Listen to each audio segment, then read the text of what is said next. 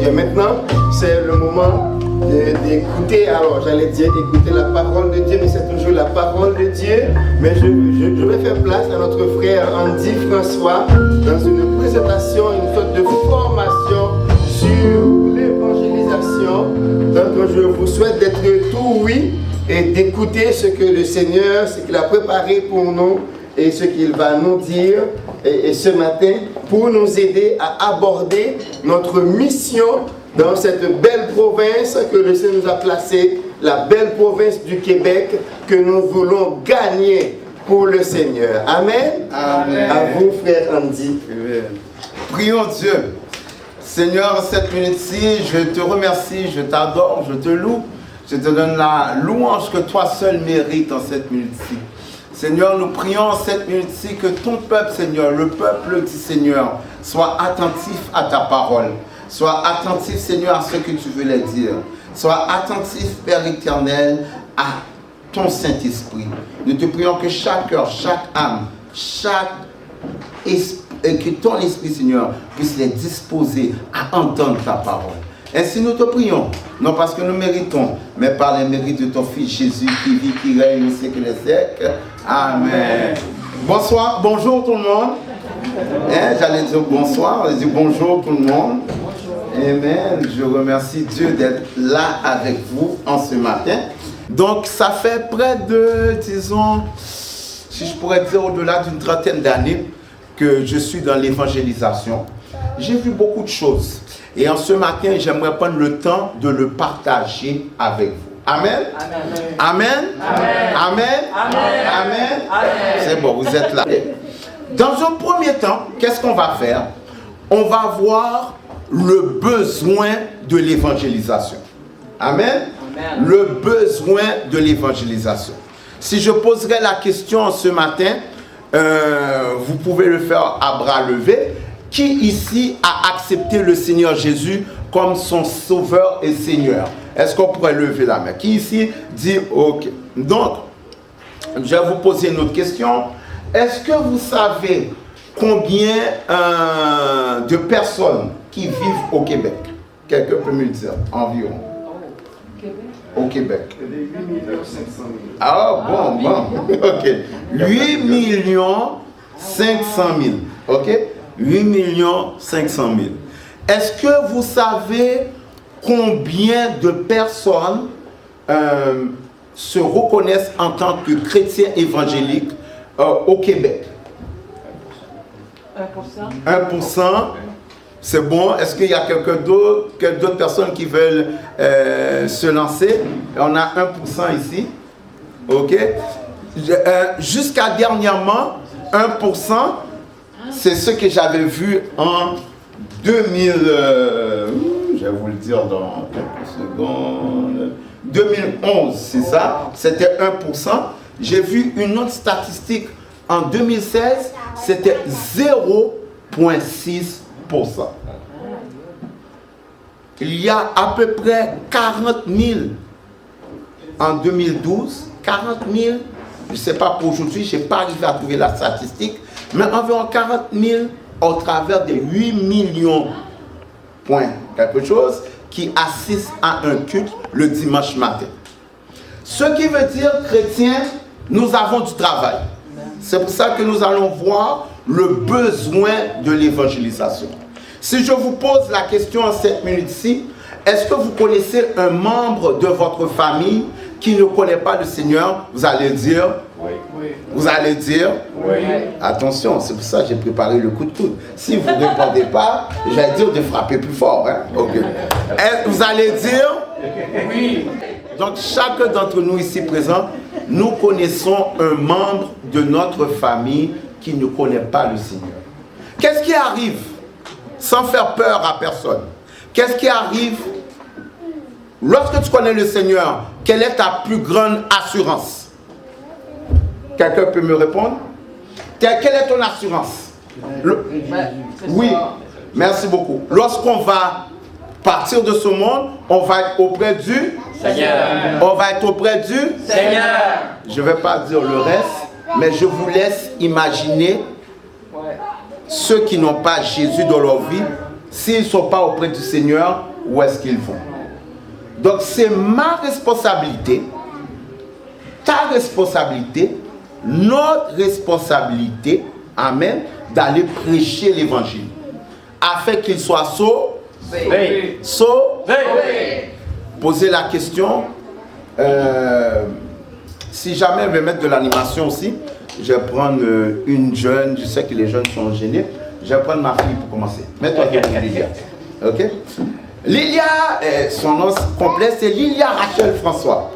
Lilia Rachel François, a gagné $1 million. Ok? Alors, on va aller plus loin que ça, parce que papa est là quand même.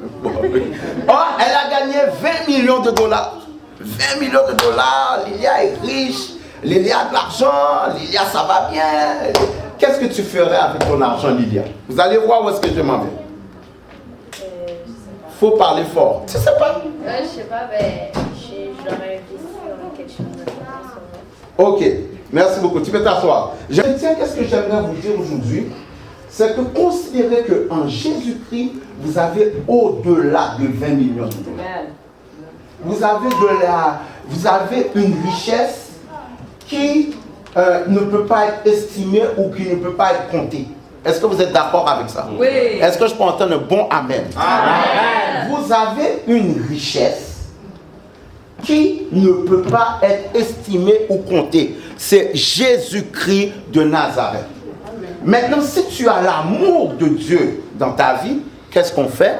On partage la richesse, la bénédiction que le Seigneur nous a fait. Amen. C'est pour ça qu'on va avoir le besoin de l'évangélisation. Avant de commencer, j'aimerais que tout le monde puisse être attentif. Moi, je me considère comme un homme riche parce que j'ai Jésus dans ma vie. Amen. Pendant que je suis en train de prêcher ce matin, il y a des personnes qui sont dans des églises sataniques.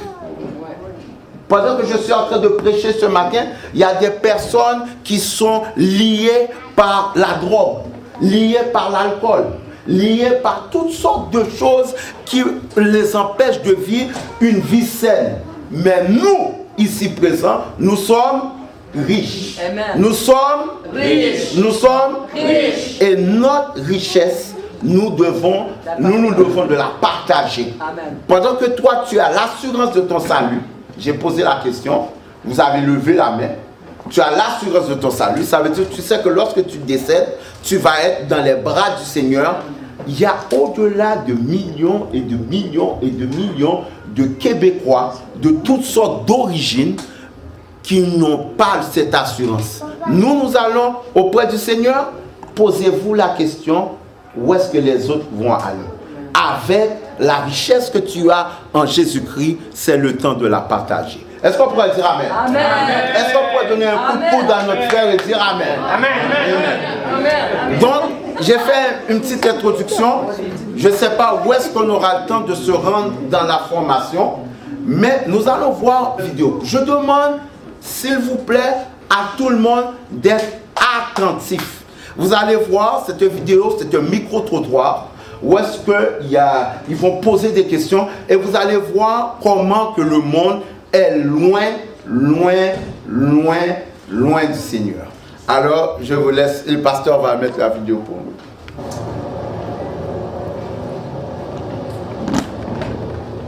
Peut-être que nous croyons. Si on peut fermer la lumière. J'ai lu la Bible au complet. Je ne suis pas féru de la Bible. Par contre, j'essaie de suivre les préceptes. Est-ce que vous croyez en l'enfer et au ciel? Plus ou moins. Croyez-vous en Dieu? La première question. Est-ce que vous croyez en Dieu? Non. En quoi vous croyez? Je suis athée. Je crois en l'homme. Oui puis non. Je ne sais pas, là. Peut-être que oui, peut-être que non. Moi, je pense que personne ne veut le savoir. J'ai déjà. Puis maintenant, je sais pas, il y a quelque chose qui s'est effrité là, avec le temps. Partiellement. En quoi vous croyez? En rien.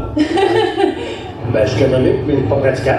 Beaucoup de monde de mon âge croit comme moi. Il y a un Dieu, mais pas nécessairement relié à la religion, aucune religion. Peut-être pas en Dieu, le mot Dieu, mais en quelque chose, ouais. En quoi tu crois? La science? Ben Dieu, en fait, je crois pas en lui parce que je me dis que si Dieu existait, il n'y aurait pas autant de choses négatives sur la Terre. Dieu dans tout, mais sans être Dieu, c'est toute une puissance qui est connectée avec la nature. C'est deep en tabarouette, vos questions. Mon Dieu. Ben, je pense que je crois au karma, genre. Non, je crois pas en Dieu. Oui, je suis d'origine catholique. Disons qu'il y a d'autres choses à regarder dans les autres religions, mais il y a aussi d'autres avenues à regarder comme ça, parce que tout n'est pas dit encore. C'est comme d'avoir, c'est comme pour au Père Noël, finalement, il faut croire sans voir. T'sais. On a besoin de tangible, c'est ça. Pour vous, Dieu égale catholique, l'Église catholique. Pour moi, oui. Non. Vous croyez pas en Dieu? Oui, je crois en Dieu, je crois à un être supérieur, mais pas pour autant pour y parler à tous les soirs. En quoi vous croyez? En la vie, mais pas nécessairement une puissance qui va au-delà de ça. En quoi vous croyez? En moi-même, là. Une force supérieure, mais qui n'est pas Dieu en tant que tel. Là. En quoi vous croyez? Ben, je crois qu'il y a quelque chose, mais qu'on essaie juste de le représenter par une force. Quelqu'un, c'est plus facile, genre, à convaincre les gens, mais il y a juste de quoi, là. C'est inexplicable. En fait, je crois à rien. Moi, je me sers de ce qui est prouvable et démontrable pour baser mes décisions. Est-ce que vous croyez en Dieu? Non. En quoi vous croyez? Une force supérieure. Ouais. Question très embêtante, des fois oui, des fois non. Est-ce que tu crois en Dieu? Oui. Oui. Est-ce que vous croyez en l'enfer et au ciel? Non. Non, pourtant. Je crois pas tant en Dieu, mais je crois que dans la vie, là, il y a des choses spéciales qui arrivent. Puis ces choses-là, ils ne peuvent pas arriver sans une force. Est-ce que vous croyez en Dieu? Oui. Oui. Est-ce que vous vous considérez comme un chrétien? Oui. Est-ce que vous croyez en l'enfer et au ciel? Non. Plus ou moins. En quoi tu crois? Le destin, peut-être, je sais pas. Est-ce que vous croyez en Dieu? Parfait. C'est pas qu'il rien, mais moi, j'ai du mal à savoir où je me trouve par rapport à ça. Est-ce que vous croyez en Dieu? Non. Oui, oui. Mais pas l'église, là. Est-ce que tu crois en Dieu? Non. Qu'est-ce que tu crois? Au niveau religieux, pas grand-chose, honnêtement. Les croyants, c'est des naïfs, les athées, c'est des bornés, puis les agnostiques sont hypocrites. En quoi vous croyez? Qu'il y a une puissance X, je sais pas si c'est Dieu en soi, mais je pense qu'il y a une puissance X. Je pense pas que tout ça, c'est un hasard, ça. Bon, je suis pas vraiment croyant comme tel. Dans le fond, les religions, ça revient à peu près tout au même. Non. En qu'est-ce que vous croyez? Ah, ce qui est réel. En qu'est-ce que je crois? En l'humain, en l'humanité. Je crois en la science, en vraiment à la bonté humaine. Je crois pas qu'on a besoin de religion pour avoir de bonnes valeurs ou se diriger dans la vie. J'ai d'autres croyances, mais pas en Dieu. Non. Je dirais que non, c'est très vague. Je trouve ça trop vague. Ah, qu'est-ce que vous croyez? J'aime bien le petit côté spirituel, bouddhiste, les trucs comme ça. Maintenant, on sait très bien qu'il y a des explications à tous les phénomènes. On n'a pas vraiment besoin d'un Dieu pour expliquer. Est-ce que vous croyez en Dieu? Non. Ah, qu'est-ce que vous croyez? Oh my God, c'est une bonne question, ça. Est-ce que vous croyez en Dieu? Oui. Qu'est-ce que vous croyez par rapport à l'enfer, au ciel? Oh, on verra rendu là. Ah, qu'est-ce que vous croyez? La vie, l'énergie et l'humain. Finalement, on copie la religion, mais ce qu'il y avait là-dedans, c'est ce qui nous aide quand même à cheminer. C'est qui pour toi Jésus? Je le sais pas. C'est quelqu'un qui probablement inspire d'autres personnes, mais moi, non.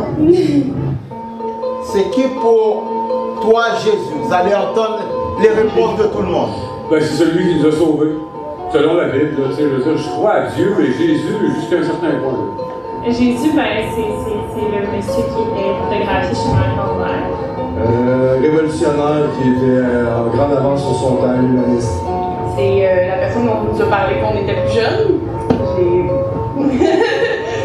Pas plus que ça. Une invention mythologique pour répondre à des questions qu'on ne peut pas encore répondre avec la science. C'est une sorte de représentant divin sur Terre, chose comme ça. Un être qui existait à une telle époque. Il s'est manifesté. C'est un Dieu qui s'est manifesté sur la terre. Jésus, c'est peut-être un personnage historique. Son message sur le Nouveau Testament a plein de sens sans qu'il y ait besoin d'avoir de pouvoir magique. Fait que partager, respecter, aider son prochain, Jésus va vraiment être le Fils de Dieu pour que ce soit vrai. Qui est Jésus? Une invention des humains pour aspirer à quelque chose ou pour. Je sais pas. C'est quelqu'un qui a déjà existé mais qui n'existe pas encore. C'est un concept. Personne. Ouais.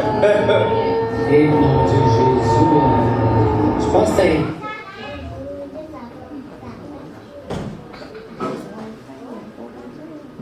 Quelqu'un qui a déjà existé mais qui n'existe pas encore. C'est un concept. Personne. Ouais. Et mon Dieu, Jésus, je pense que c'est un gars ordinaire comme nous autres, ça. C'est le Fils de Dieu. C'est notre sauveur.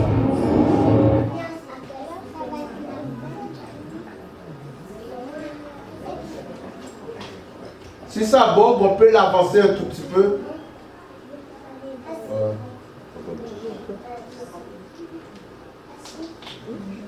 Je pense que c'est la connaissance parce que nous sommes sur Internet.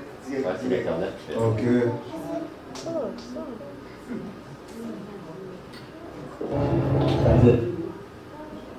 C'est quoi son enfant? Oui, c'est peut-être pas dans les mêmes, dans tout ce qu'on nous a dit, mais dans une certaine forme d'enfer. Est-ce que vous croyez à l'enfer et au ciel? Je crois au ciel, à la condition pour le gagner. Enfer paradis, non. Moi, je me dis 50-50, là. Peut-être que oui, peut-être que non. Ciel, enfer, c'est tout là-dedans? Absolument. Oui, le yin ou le yang. Ciel, enfer, est-ce que c'est quelque chose? Non. Non. Pas l'enfer.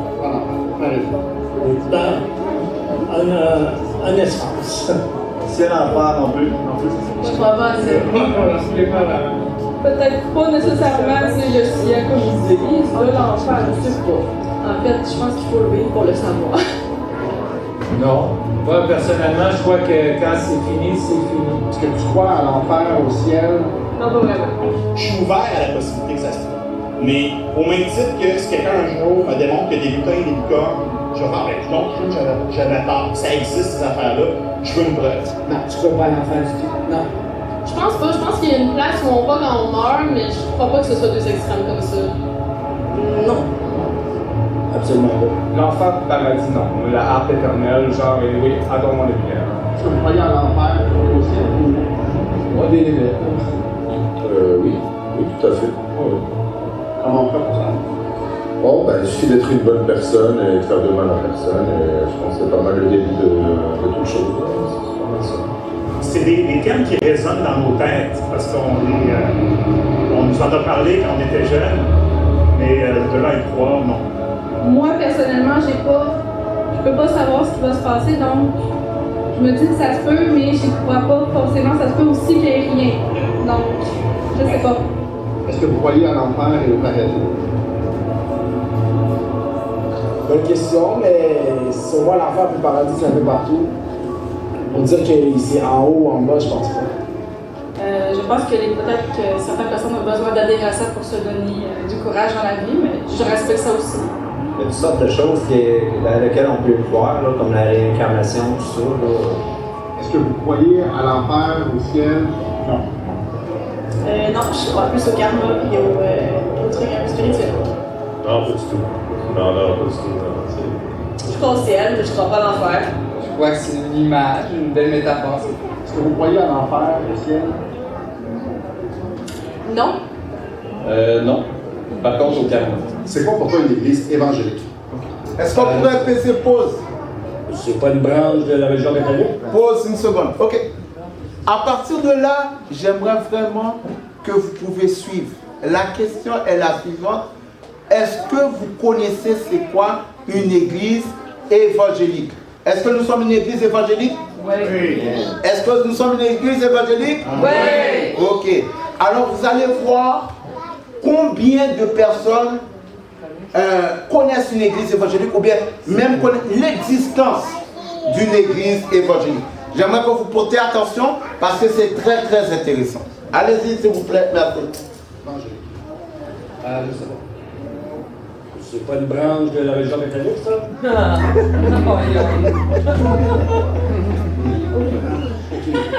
sais pas. Évangélique. C'est catholique. Ben, une église qui essaie de genre amener les gens avec eux, je sais pas. J'ai absolument aucune spécificité. Un ancien lieu de rassemblement pour nourrir la parole. C'est pas pour l'église évangélique. C'est pas ceux qui n'ont pas le temps, ça, dans l'évangélique. Non, ça, c'est protestant. Je sais pas. Évangélique, j'ai aucune idée. Certaines croyances sont différentes de l'église catholique romaine de base. Lesquelles exactement, je ne peux pas savoir. C'est pas pour vous l'église évangélique. Oh! Évangélique. Vous voudrez me définir c'est quoi le mot évangélique, là? Je sais pas. Je sais que les évangélistes, c'est une religion. Je veux dire, ça, j'en connais pas plus que ça. J'en ai aucune idée. Ça doit être un courant d'une pensée quelconque du christianisme, quelque chose comme ça. J'imagine que ça doit être comme un peu témoins de Jéhovah, évangélistes ou toutes sortes de bouddhistes, etc. Hein? Parce que l'embranchement différent à l'église catholique traditionnelle, je sais pas. L'église évangélique. Je sais pas. Aucune idée. Je sais pas. C'est pas pour vous l'église évangélique. Je sais pas. C'est pas pour vous l'église évangélique. Je sais pas. C'est le mot évangélique que je suis pas certaine. C'est pas avec les protestants, ça? Je pourrais pas dire. Je pourrais pas dire ça. Je vais vous dire, franchement, je sais pas. Je sais pas, en fait. C'est pas pour vous l'église évangélique. Ça m'inspire rien en particulier. Un endroit de recueillement, mais je peux pas en dire plus, je sais pas exactement. J'ai pas de réponse à ça. J'ai aucune idée c'est quoi la différence. Évangéliste, je sais pas, ça doit être un peu comme les Mormons qui ont pris ou comme les protestants qui ont pris le parti de la religion catholique pour former une église. Une église évangélique, ben, c'est un type d'église là, qui j'ai pas vraiment d'idée par rapport à ça. Je sais pas si ça a à faire avec le protestantisme ou le catholicisme, mais je pense que c'est plus une église ouverte sur un mode de pensée. Oh mon Dieu. C'est peut-être une église plus impliquée, disons, dans la religion. Évangélique, je sais pas, mais une église, c'est l'espace où les chrétiens peuvent se recueillir. Une église évangélique. C'est une église où est-ce que y a l'évangile.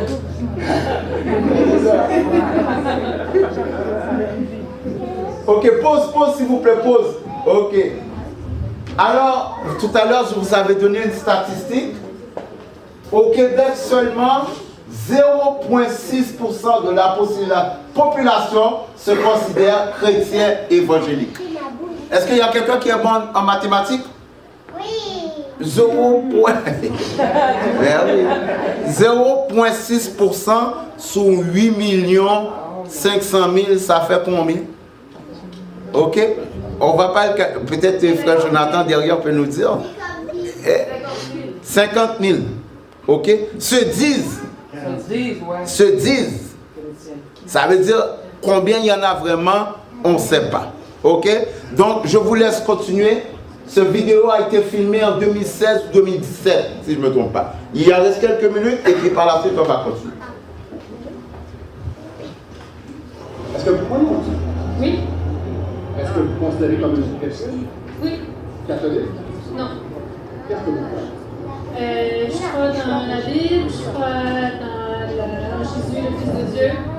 Je fréquente une église qui est protestante, l'église évangélique. C'était pour vous Jésus? Jésus, le Fils de Dieu, le sauveur du monde ici. Est-ce que vous croyez en enfer et au ciel? Oui. Et d'après vous, pourquoi les églises se sont vidées? Sans doute parce que le modèle ou la manière dont les gens pratiquaient leur foi était plus relié, non plus avec quelque chose de personnel, mais d'une manière plutôt de tradition auquel ils ne se rattachaient plus au lieu de vivre ça comme une expérience personnelle. La dernière question, c'est pas pourquoi une église évangélique?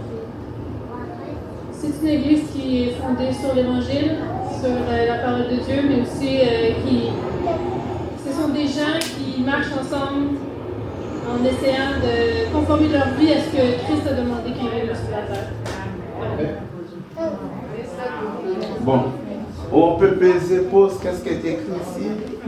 Hein? Demandons qu'évoqueront-ils ceux qui ont pas Christ? Comment évoqueront-ils dans ce livre qui n'a pas entendu parler? Et comment y entendront-ils parler si la personne ne prête? Et comment y aura-t-il des prédicateurs s'ils ne sont pas envoyés? C'est là qui est écrit. Qui sont heureux? Les pieds de ceux qui sont beaux, les pieds de ceux qui annoncent la paix, de ceux qui annoncent la bonne nouvelle. Romains 10, 14, 15. Ok, on va juste lire la dernière partie. Selon qu'il est écrit qu'ils sont beaux les pieds de ceux qui annoncent la paix, de ceux qui annoncent de bonnes nouvelles. Amen. Amen. On peut lever les lumières, s'il vous plaît. Merci. On peut lever l'applaudissement. Oh, les gens, ils ont fait du beau travail. Alléluia. On n'aura pas le temps il y a déjà 11h40, on n'aura pas le temps de rentrer dans toute la matière parce qu'il y a beaucoup de choses à voir. Mais je vais vous laisser, j'aimerais prendre un temps de prière, mais je vais vous laisser, je vais juste vous poser, vous donner quelques points qu'on aura à voir dans les semaines à venir. Ok? Pour pouvoir évangéliser bibliquement, nous avons un minimum de 4 questions à nous poser. Il peut en avoir beaucoup plus, mais on va se poser 4 questions. Premièrement, c'est quoi l'évangélisation? Deuxièmement, qui peut et doit évangéliser? Troisièmement, on va voir le message central de l'évangélisation. Qu'est-ce qu'on dit lorsqu'on évangélise? Quatrièmement, on va voir la préparation d'une église à l'évangélisation. Comment une église se prépare à évangéliser. Et cinquièmement, on va voir aussi l'après-évangélisation. C'est-à-dire que lorsque les gens vont venir accepter le Seigneur, comment on doit les accueillir, comment on doit les intégrer au milieu de nous. Je vais vous donner un témoignage et par la suite, je vais prendre un temps de prière avec vous. Lorsqu'on était plus jeune, j'étais plus jeune, je venais d'accepter le Seigneur, peut-être à l'âge de 18-19 ans, il y a un jeune de mon quartier qui s'est fait assassiner. Il était à la place Versailles, dans l'est de la ville, à Montréal. Et puis pendant qu'il était à la place Versailles, il se promenait avec certains de ses amis. Et puis lorsqu'il était en train de se promener avec certains de ses amis, il y a une autre gang, ils étaient impliqués un peu avec les gangs de rue. Et avec un couteau, il s'est fait poignarder. Malheureusement, il est décédé. Cette histoire date au-delà de maintenant presque 25 ans. Puis, qu'est-ce qu'on a fait avec un groupe de jeunes qu'on était vraiment zélés pour le Seigneur? On a été chez les parents, organiser un temps de prière avec les parents, un temps d'évangélisation. Et lorsque on a organisé ce temps-là, toute la gang en tant que telle était présente. Et on a prêché l'évangile. Et les jeunes en question, qui ne voulaient plus continuer dans ce chemin-là, ont accepté le Seigneur ce jour-là. Ils étaient au-delà d'une vingtaine. Filles comme garçons, tout le monde se sont mis à genoux et on a prié pour eux. Par la suite, on les a invités à l'église. Suivez bien pourquoi je vous explique tout ça. On les a invités à l'église et arrivés à l'église, bon, vous savez un peu la tradition, il y en a beaucoup des jeunes qui sont rentrés comme ça. Ils sont rentrés en joke à l'église. Yo, what's up, man? Yo, kiss, man. Vous pouvez vraiment peu. Ok? Et pendant qu'ils sont rentrés à l'église comme ça, le monde à la place de les accueillir, ils ont commencé à les juger. Les regarder, vous savez, les mots un peu qu'on utilise comme troisier, les regarder.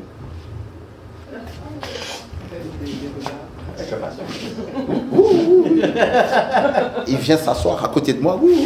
Peut-être qu'il a une arme. Ils les ont rejetés. Peut-être pas verbalement, mais avec l'attitude. Amen. Donc, après une semaine, les jeunes étaient venus à l'église avec un cœur repentant, mais avec tout ce qu'ils avaient du monde. Donc, à la place de les accueillir, les donner des accolades, ils les ont rejetés. Une semaine plus tard, 2 semaines plus tard, 3 semaines plus tard, plus un jeune est venu à l'église. Vous allez voir pourquoi je vous explique tout ça. Je vais vous donner mon propre témoignage. Je suis né dans une famille chrétienne, mais vous savez tous qu'à un certain moment donné, des fois, on peut faire des petites vagues à l'extérieur. Puis, un vendredi soir, tous mes amis, ils me disaient, Andy, viens, on va à la discothèque, on va danser, on va au club, tout ça. Puis moi, je me suis dit, non, ce soir-là, je vais à l'église. Puis, on était dans un autobus. L'autobus passe pas loin où est-ce qu'ils faisaient la danse pour les jeunes. Fait que mes amis sont descendus. Puis moi, j'ai continué pour arriver à l'église. Mais j'ai témoigné ça au pasteur la semaine passée, ou il y a 2 semaines.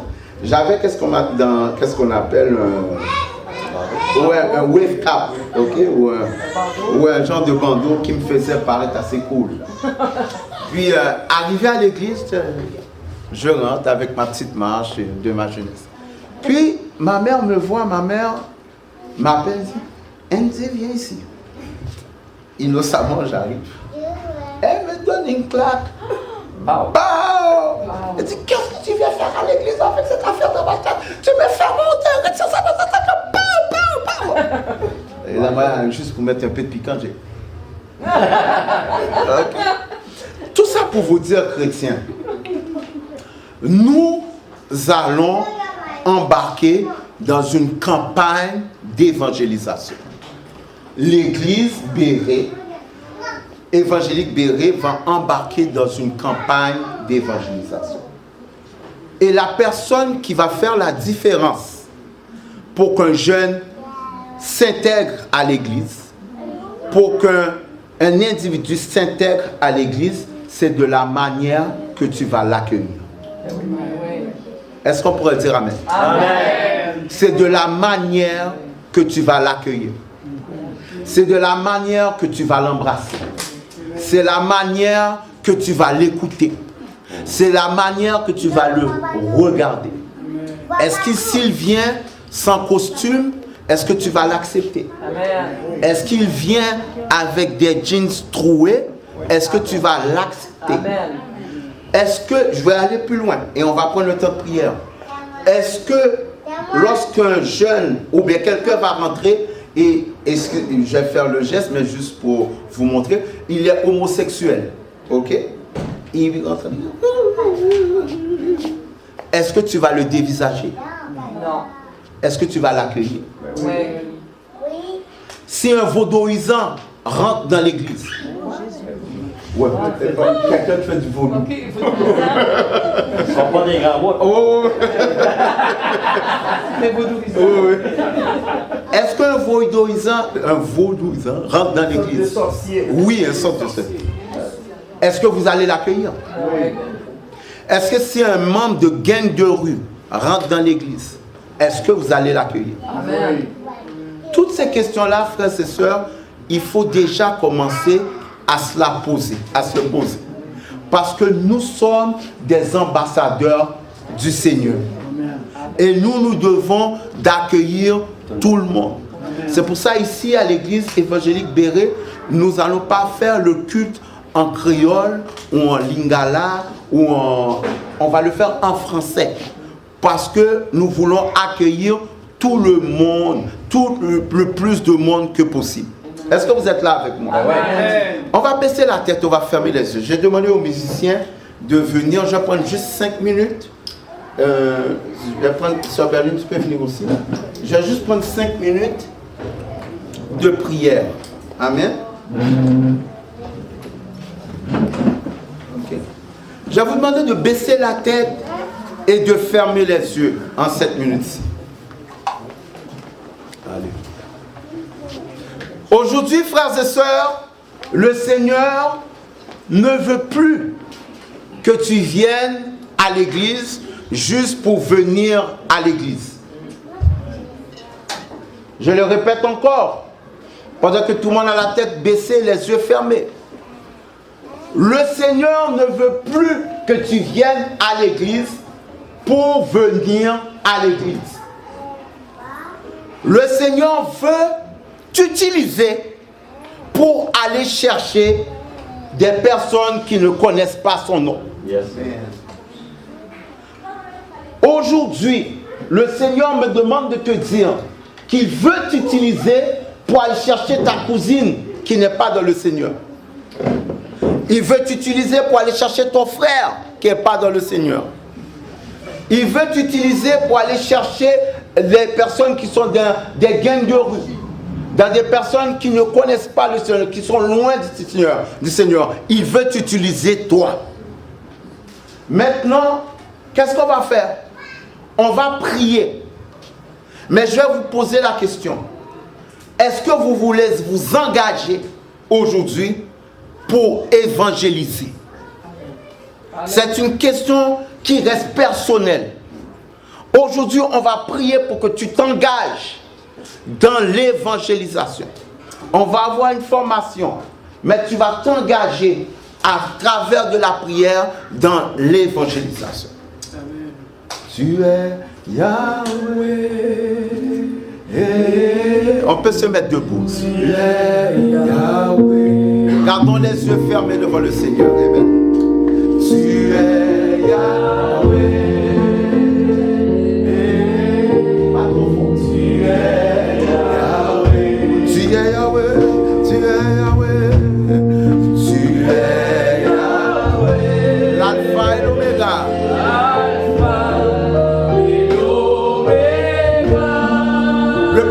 On se met debout devant le Seigneur et la présence de Dieu.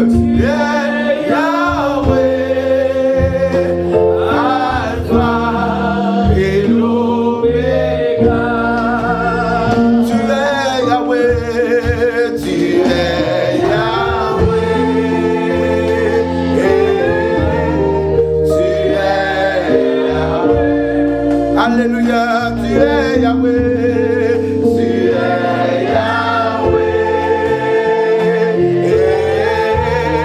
Tu es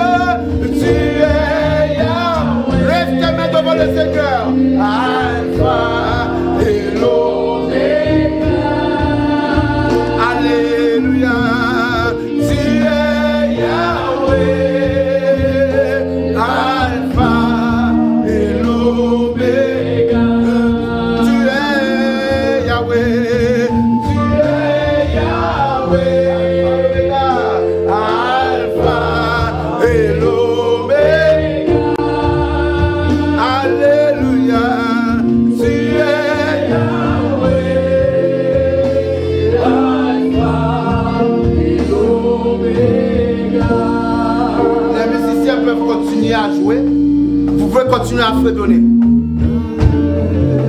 J'ai demandé à pasteur de venir m'accompagner. Et puis on va faire une prière. Sentez-vous libre. J'ai demandé à tous ceux qui veulent s'engager dans l'évangélisation, les 2 pieds en avant pour le Seigneur, de passer en avant ici présent, de vous avancer. Alléluia. Ne soyez pas gênés. Tous ceux qui veulent s'engager, nous avons un frère qui avance. Tous ceux qui veulent s'engager, alléluia, dans l'évangélisation, vous allez faire une ligne comme ça devant nous. Et je vais demander au pasteur de prier. Nous avons 3 frères et sœurs. On va se mettre l'un devant l'autre. Alléluia. Gloire à ton nom. Tous ceux qui veulent avancer en avant, avancez, n'ayez pas peur. Tous ceux qui veulent s'engager dans l'évangélisation, vous allons vous demander d'avancer. Alléluia. Et on va demander à pasteur de prier. Nous avons 1, 2, 3, on peut avancer encore. Je laisse quelques minutes.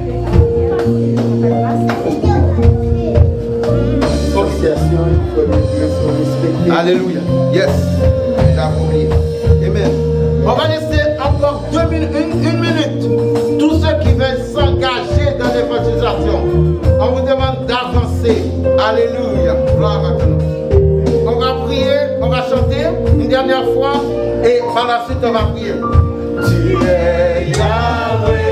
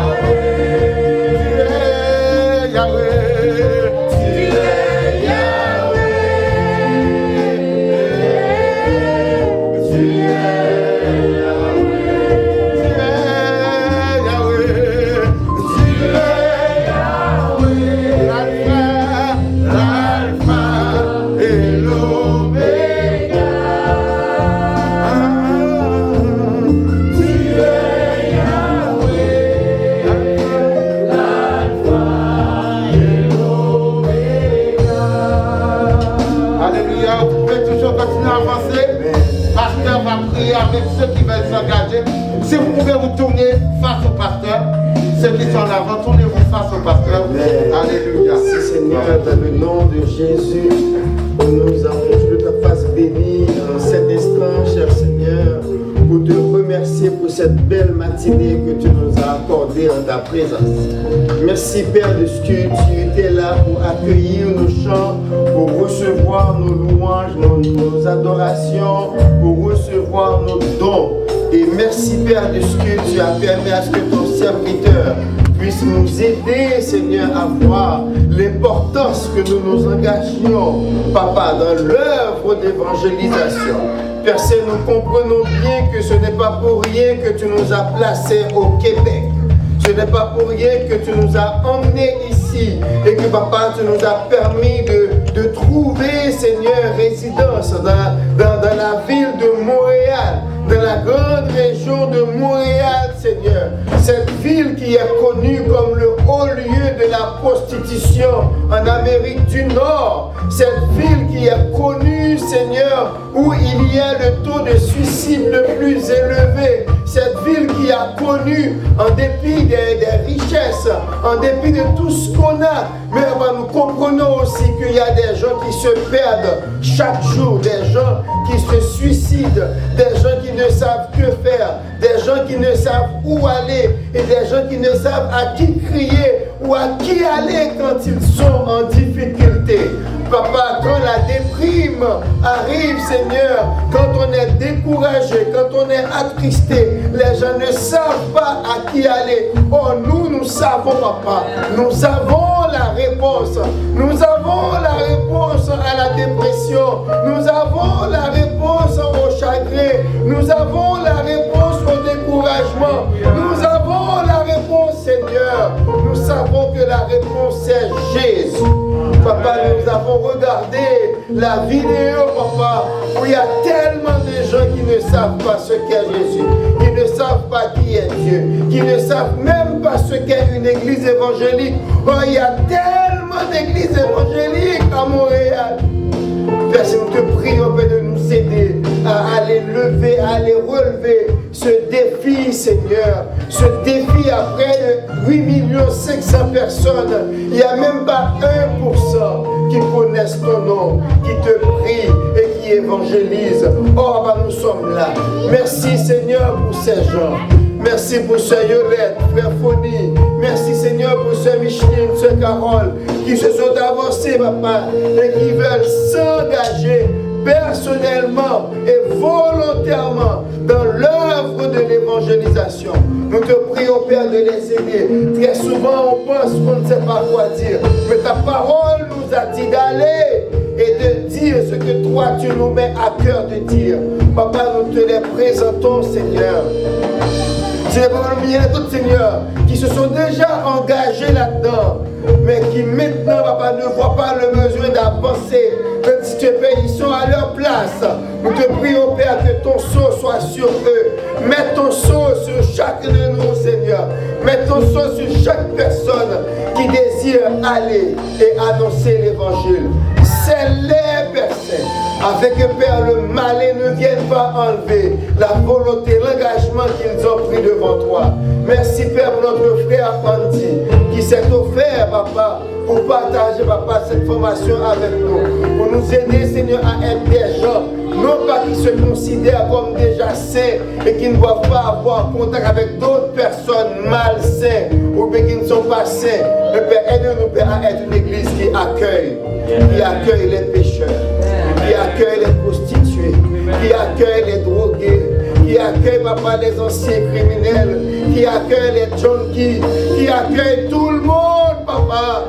Parce que c'est toi qui change, ce n'est pas nous, papa. Aide-nous à leur faire bon accueil, à ouvrir nos bras pour les accueillir, afin qu'ils puissent être exposés à l'évangile et que le Saint-Esprit puisse faire le travail en eux. Donne-nous, Père, de témoigner de toi dans ce quartier de Chomédé, ou qu'on appelle un quartier chaud, un quartier difficile, où on trouve toutes sortes de personnes, des hommes violents, des femmes violentes, ou bien des femmes qui ont été victimes de violence, des hommes victimes de violence, des garçons abusés, des jeunes filles abusées, papa, des pères, papa, qui se sont révélés être le bourreau de leurs enfants. Nous te prions peut-être de te servir de nous, Seigneur, comme un hôpital pour accueillir tout ce monde, afin que nous puissions leur donner les soins de l'évangile et leur passer le médicament de la parole de Dieu. Fais ça pour nous, papa. Et merci d'être que tu nous écoutes ce matin. Et merci de prendre note de tout ce qui se fait ce matin. Et que, papa, ton esprit puisse nous accompagner à réussir, car nous sommes partis pour réussir. Amen. Nous te prions ainsi au nom de Jésus.